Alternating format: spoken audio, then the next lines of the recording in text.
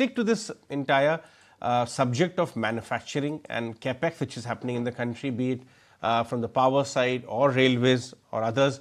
One such company is Elecon Engineering, Elecon Group. CFO Kamlesh Shah is joining us with more. Kamlesh, morning. Thanks so much for your time. We understand that you have issued a aspirational guidance of 10,000 crore revenues by 2030. Talk to us, what would be the bigger drivers for this? What's giving you so much visibility that you've been able to narrow down upon a specific number 6-7 years far out as well? If you see, the Indian economy is growing very well. We have clear visibility for next 3 years so far as the Indian economy is concerned. So, and Elecon is playing a dominant role in the industrial gear where we are presence. So, and we are having the good market share in India also, as well as now we are taking the next step for growing on the overseas market, and we are tapping the overseas market, and we are confident it will be favorable to us considering the current challenging scenarios in European countries as well as the other Western economies. Okay, fair enough. Let's also get in a sense then down the line in terms of what the outlook is for your overall order book guidance. What can you walk us through in terms of some of the major orders that you're looking to get, and what can you walk us through in terms of your marquee client additions, etc.? If you see in Q1 itself, we added the 5 OEM customer from the overseas business, and one is from the Germany itself. So, cracking the Germany itself is one milestone which we already achieved and we cracked over there, and that is giving the motivation and boost to us to get through on the overseas market. And then we are at least not dominating or dependent on the specific customer or specific industrial sectors. We are across the board. Elecon is having the widest range of gear applications available, and we are a global company now. So with the an entire system is favoring us. Even we are just continually improving on our supply chain management, which is our continual focus to be in the overseas market and play a key role in the overseas market. Sure. I also wanted to get a sense from you as to which are the areas you're getting the orders from. Are these sugar mills? Are these cement plants? Mineral plants? Iron drive packages? Tell me which are the industries you're getting more orders from right now. We are getting, if you see earlier, our orders we are getting from sugar, because sugar is a cyclical kind of environment in which it works also. And presently, steel is also playing a good role in our growth plan.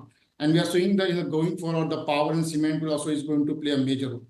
And once the power and cement is there, not only my gear as well, but MH is also going to play a good role in the revenue growth for us. And overall, if you see in the MH sector also now, when we already closed our old projects a long back, and the warranty period for the same is also going to get over by the next September sometime. So with this, we are also expecting the good flow of revenue as an after sales services for these projects also over and above the other projects which is a continual focus for us. We understand that you also shared margin comfort of 25%. Are these levels sustainable or would they vary in some range?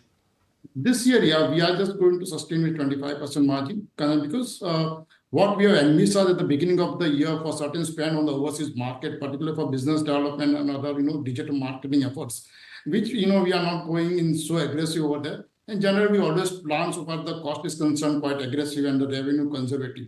So with that, but we are not going the same line. So this is also this one savings are there, which is to the tune of 1.5% to 2%. So we consider that going forward, it is my sustainable margin will be 23.5 to 24%.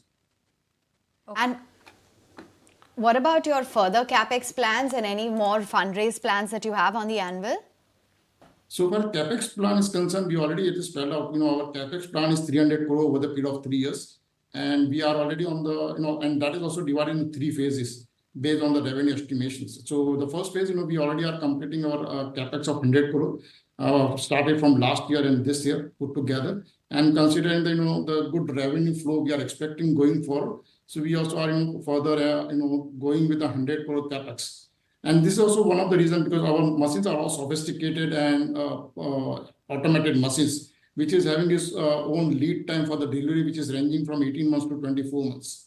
So that is also will play a role for us in my Capex.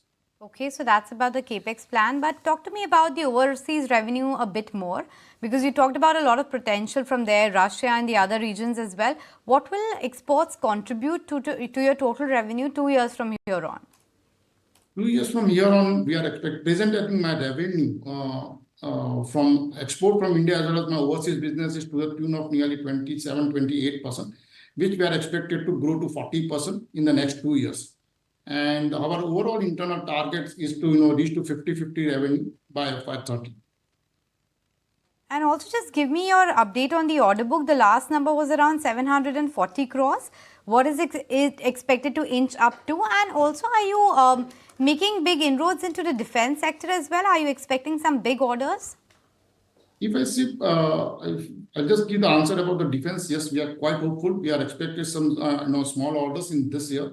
And overall orders, we are expecting of nearly 200 crore from defense in this year as well as next year. And the order which we completed last year on certain big projects, that we are expecting somewhere in 2025. So I think that, and considering the overall, the way in which they are exploring the defense, particularly Indian Navy, they are going the same kind of requirement. And we are quite hopeful that the chances of winning the order is quite favorable for us. And in terms of, you see about your first question, sorry, I skipped your first question. The order book, if you can quickly tell me what the order book is and what inflows are you expecting for the rest of the year? So far, the order inflow is concerned, yes, it was relevant in the earlier periods when we were in the EPC business for MHE and when my manufacturing cycle was longer. If you see, presently my manufacturing cycle has reduced substantially because of the optimization on our supply chain. Presently, now we are completing my standard gearboxes, which are available within 15 days of time. And if you see our customized gear, which we call as engineer product, which is available within 3 to 4 months. So with this, I think the order book position will not have that much relevance to consider the revenue growth over. You say your revenue breakup would reach 50-50 exports and domestic in the next few years. Would your export portion have higher margins, or is there competitive landscape is quite difficult there overseas? Yeah, presently, yeah, I can say that the margin from the export is better. However, when we are going with the OEM business, which we are exploring now, and where we are aggressive, so that will not have that handsome margin what we are looking from the replacement market, which presently we are in the overseas market. But yes, that itself will create after sales service, and my path for getting the additional revenue from after sales service will be better for us. So overall, yeah, it is, my margin will definitely better, but it will not be to the tune of nearly 25% also or 30% in the overseas market. Kamlesh, on that note, we let you go. Appreciate you making time and speaking with ET now.